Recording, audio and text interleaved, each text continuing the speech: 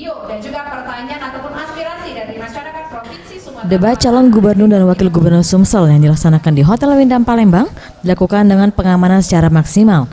Setidaknya sebanyak 796 personil gabungan dari kepolisian dan TNI melakukan pengamanan debat kandidat Cagup dan Cawagup Sumsel tahap kedua ini. Polda dibantu TNI membuat pengamanan dibuat 3 ring, pengamanan di dalam lokasi debat, di sekitar lokasi dan di luar hotel.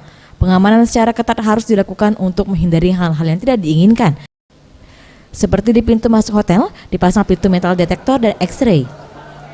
Menanggapi debat terakhir yang digelar KPU Kapolda Sumsel Irjen Pol Zulkarnain Adi Negara mengatakan, acara berlangsung dengan kondusif dan diharapkan kondisi seperti ini akan terus terjadi hingga sampai hari pencoblosan pada 27 Juni ini.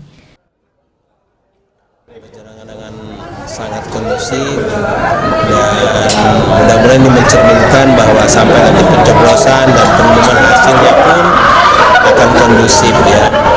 Dari jawaban-jawaban, dari